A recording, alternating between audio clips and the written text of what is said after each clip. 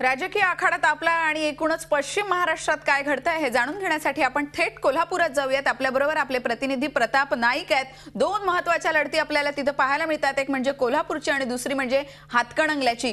काय नेमकं वातावरण राजकीय दृष्ट्या पाहायला मिळतंय? कारण राष्ट्रवादीनं ज्या शरद पवारांनी कोण हा मुन्ना अशी संभावना केली होती त्याच मुन्ना महाडिकांना तिकीट दिलेलं आहे। काय नेमका राजकीय आखाडा दिसतोय?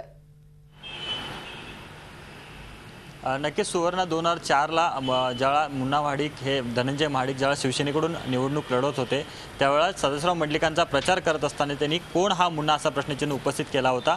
त्याच्यानंतर 2009च्या निवडणुकीमध्ये सुद्धा त्यांना आयत्या वेळी तिकीट कापलं होतं। अशा ह्या मुन्ना महाडिकांना आज शरद पवारांनी तिकीट दिलेलं आहे।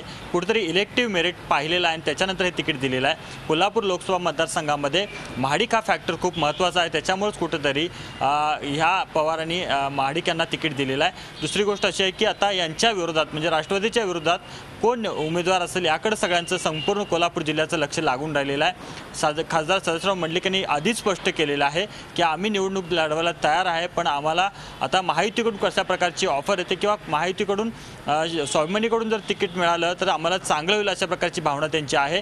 पण शिवसेना कोल्हापूरची जागा सोडायला तयार नाही आहे। त्याच्यामुळे संजय मंडलिक जर असतील निवडणूक रिंगणात तर ते सेनेच्या चिन्हावर असतील। त्याच्यामुळे इथली जी निवडणूक आहे ती दुरंगी अशी पाहायला मिळेल आणि ती अतिशय उत्कंठावर्धक अशा परिस्थितीत पाहायला मिळेल। कारण शरद पवारांनी मंडलिकांना गरीब गाय किंवा म्हातारा गाय अशा प्रकारची उपमा दिली होती। त्याच्यामुळे कुठेतरी मंडलिकांना त्याचं शल्य आहे त्याच्या मनामध्ये, कारण त्यांना काही केलं तरी राष्ट्रवादीला कोल्हापूर जिल्ह्यात थांबवायचं नाही किंवा निस्तेनाबूत करायचं अशा प्रकारची त्यांनी प्रतिज्ञा जवळपास केलेली आहे। त्यामुळे इथली लढाई दुरंगी पाहायला मिळेल।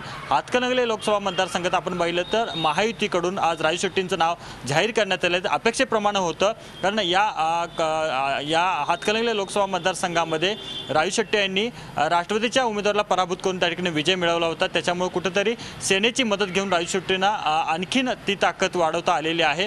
त्याच्यामुळे या ठिकाणची लढाई आहे ती सुद्धा दुरंगी पाहायला मिळेल। पण काँग्रेसकडून अजूनही कुणाची नावाची घोषणा झालेली नाही आहे। त्याच्यामुळं तिकडची निवडणूक ही राष्ट्रवादीचा उमेदवार तिथे असेल की काँग्रेसचा यावर अजून जरी शंका असली तरी कल्लापन आवाडे यांचं नाव जवळजवळ निश्चित झालेलं आहे। फक्त अधिकृत जाहीर कधी होणार यानंतर तिथली एकूण निवडणूक आपल्याला कशा प्रकारे होईल ते पाहायला मिळेल। पण हातकणंगले लोकसभा मतदारसंघामध्ये जातीचं राजकारण सुद्धा खूप मोठ्या प्रमाणात पाहायला मिळते।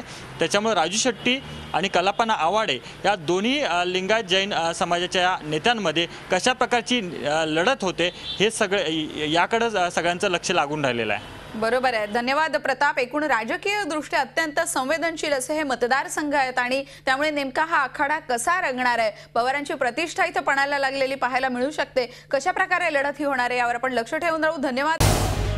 झी 24 तास रहा एक पाऊल पुढे।